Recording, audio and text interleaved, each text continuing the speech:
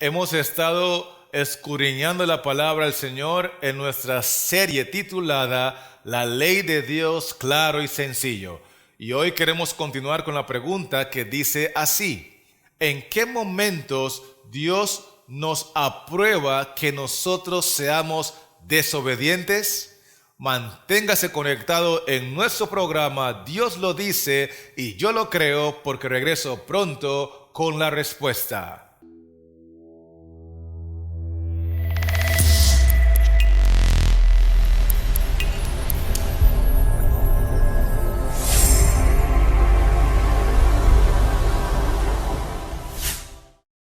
En el libro de Romanos, el capítulo 13, vamos a leer los versículos 1 y 2 que dicen de la siguiente manera: Sométase toda persona a las autoridades superiores, porque no hay autoridad sino de parte de Dios, y las que hay por Dios han sido establecidas. De modo que quien se opone a la autoridad, a lo establecido por Dios, resiste, y los que resisten acarrean condenación para sí mismos. Es evidente que los textos están hablando de las autoridades gubernamentales, el poder civil. Dios estableció el poder civil con un propósito. Estos deben velar por el orden en la sociedad. Por eso el versículo 3 y 4 agrega: porque los magistrados no están para infundir temor al que hace el bien, sino al malo.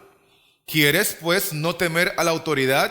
Haz lo bueno y tendrás alabanza de ella, porque es servidor de Dios para tu bien. Pero si haces lo malo, teme, porque no en vano lleva la espada, pues es servidor de Dios, vengador para castigar al que hace lo malo. Claramente, los textos establecen que Dios utiliza el poder civil, los magistrados, los gobernantes terrenales para velar por el orden en la sociedad. Y el que hace lo bueno no tiene nada que temer, porque ellos están para castigar y vengarse de aquellos que hacen lo malo. Por lo tanto, todos los seres humanos, y con mucha más razón los cristianos, deberíamos de obedecer las leyes civiles. Deberíamos de vivir sometidos a las autoridades terrenales.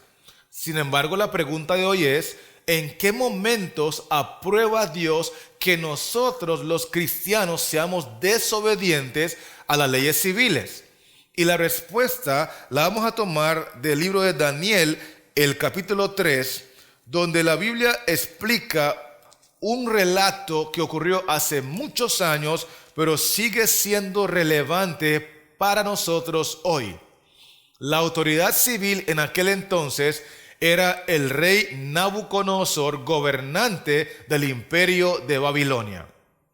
Y la Biblia explica en el capítulo 3 de Daniel que él estableció una imagen, una estatua de oro, y la utilizó para que todos sus súbditos, todos los ciudadanos de su reino, se postraran y la adoraran.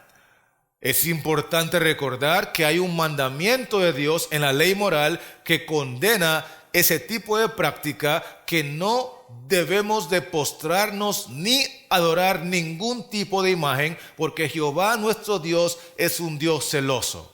En ese contexto, los tres hebreos, Sadrach, Mesach y Abednego, decidieron no obedecer la ley civil porque entendían que es más importante obedecer la ley de Jehová. Note el capítulo 3 de Daniel, versículos 16 al 18. Sadrach, Mesach y Abednego respondieron al rey Nabucodonosor diciendo: no es necesario que te respondamos sobre este asunto. He aquí nuestro Dios, a quien servimos, puede librarnos del horno de fuego ardiendo, y de tu mano, oh rey, nos librará. Y si no, sepas, oh rey, que no serviremos a tus dioses, ni tampoco adoraremos la estatua que has levantado. Había una pena legal si ellos no obedecían la ley civil. Según Nabucodonosor, ellos merecían ser lanzados al horno de fuego por desobedecer, desacatar la ley civil. Pero estos tres individuos, cristianos de paso, entendían que cuando una ley civil va en contra de una ley de Jehová, es necesario, según Hechos 5:29, obedecer a Dios antes que a los hombres. Esa es la única razón.